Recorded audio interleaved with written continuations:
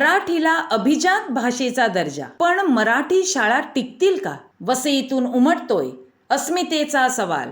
मराठी भाषेला अभिजात भाषेचा दर्जा मिळणे ही केवळ प्रशासकीय घोषणा नाही, तर प्रत्येक मराठी मनाचा अभिमानाचा क्षण आहे. संत परंपरा, समृद्ध साहित्य, लोकसंस्कृती आणि हजारो वर्षांची वैभवशाली परंपरा लाभलेल्या मराठी भाषेचा हा गौरव प्रत्येक भारतीयासाठी आनंदाची बाब आहे. परंतु या गौरवाच्या क्षणीच एक अस्वस्थ करणारा प्रश्न उभा राहतो. आपण प्रत्यक्षात मराठी भाषा आणि मराठी शाळांसाठी काय करीत आहोत? वसई तालुक्यातील वास्तव चिंताजनक. संपूर्ण महाराष्ट्रासह वसई तालुक्यातील मराठी शाळांची स्थिती दिवसेंदिवस बिकट होत चालली आहे.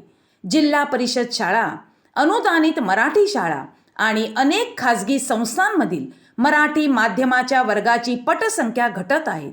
काही शाळा बंद पडल्या आहेत, तर काही इंग्रजी माध्यमाकडे वळू लागल्या आहेत.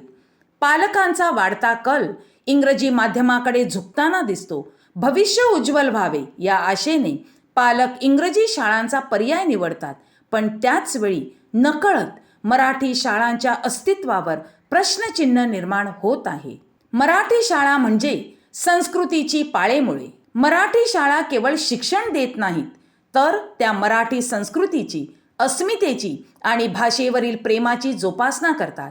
इथेच मुलांना संत तुकारामांचे अभंग, छत्रपती शिवाजी महाराजांचा इतिहास, लोककला, सण, परंपरा आणि मातृभाषेचा गोडवा अनुभवायला मिळतो. मराठी शाळा म्हणजे आपल्या मातीचा सुगंध जपणारी केंद्रे आहेत. त्या टिकल्या तरच भाषा टिकेल, भाषा टिकली तरच संस्कृती जिवंत राहील. राज्य आणि देश पातळीवर मराठी भाषा संवर्धनासाठी उत्कृष्ट अध्ययन केंद्रे उभारण्याचे धोरण जाहीर होत आहे. परदेशातही मराठीचा प्रचार आणि प्रसारासाठी प्रयत्न केले जात आहेत. मात्र प्रश्न असा आहे की आपल्या गावातील मराठी शाळा टिकल्या नाहीत तर या मोठ्या घोषणांचा काय उपयोग? वसईसारख्या सांस्कृतिकदृष्ट्या समृद्ध भागात मराठी शाळा कमी होत जाणे ही गंभीर बाब आहे.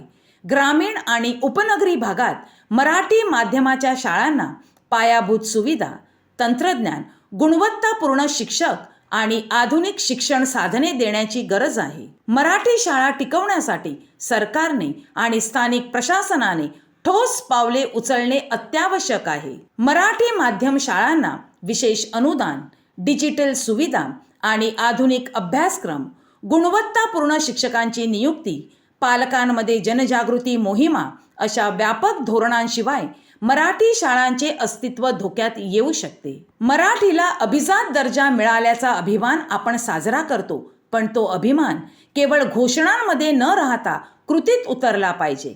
प्रत्येक पालक, शिक्षक, समाज संस्था आणि शासन यांनी एकत्र येऊन मराठी शाळांचे रक्षण करणे ही काळाची गरज आहे.